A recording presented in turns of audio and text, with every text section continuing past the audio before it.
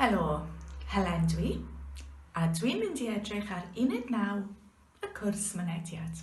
Nawr, mae uned 9 yn bwysig. Wrth gwrs, every unit is important, but uned 9 is particularly important because we're going to be looking at the past tense, which is so useful when we're speaking in conversation. Iawn, yn uned 5, we learnt gwnes i, gwnes ti, gwneithoch chi. Gwnes i, I did or I made. Gwnes ti, you did or you made. Gwneithoch chi, you did, you made. Nawr, yn uned 9, we're going to learn the remainder of the verb gwneud. So, repeat. Gwnes i, gwnes ti. Okay, for a new one. Gwnaeth e, gwnaeth hi. Gwnaeth e, gwnaeth hi. He did, gwnaeth e. Gwnaeth e, she did. Gwnaeth hi. Okay, we did. Gwrandewch, listen carefully. Gwneithon ni. Gwneithon ni. I hope you can hear the difference there. Gwnaeth e, gwneithon ni. Gwneithon ni. Da iawn. We already know gwneithoch chi. And nhw is the same as ni. Gwneithon nhw. Gwneithon nhw. Da iawn. So, on, och, on will always be these endings for ni, chi, nhw. Just listen to me once more. Gwnes i, gwnes ti, gwnaeth e, gwnaeth hi. Gwneithon ni, gwneithoch chi, gwneithon nhw. A chi.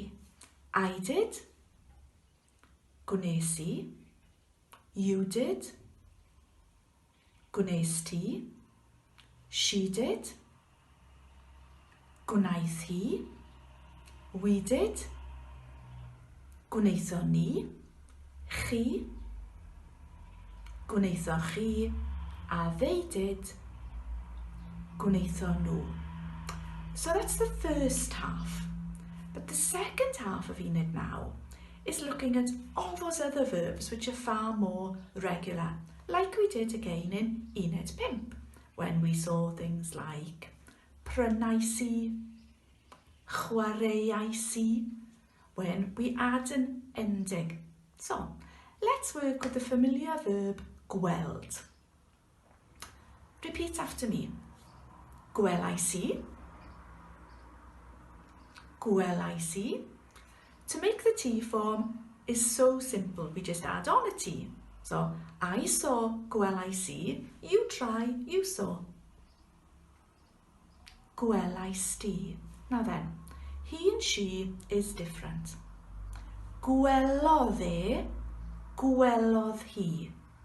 Gwelodd e, gwelodd hi.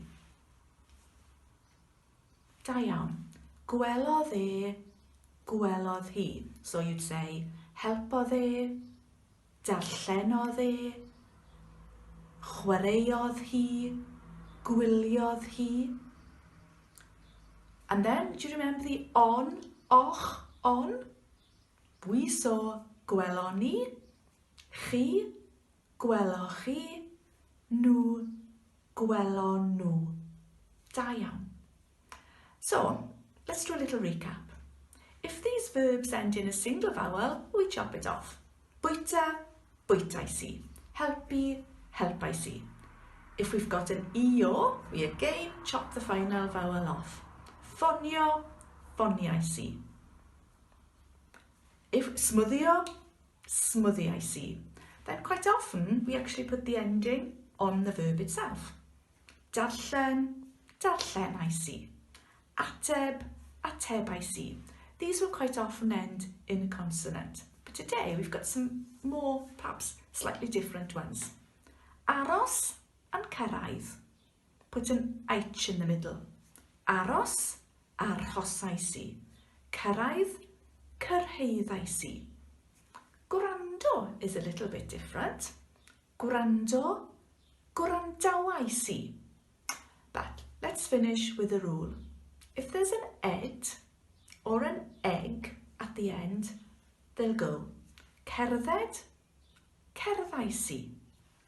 Yfed, yfais i. Rhedeg, rhedais i. Think of it as eds will roll and eggs will smash. So really important, this tense. There are some mutations with questions and so on, but the most important thing here is to remember those endings. Just listen to me once more. Gwelais i, gwelais ti, gwelodd e, gwelodd hi, gwelon ni, gweloch chi, gwelon nhw. Diolch yn fawr. Hwyl.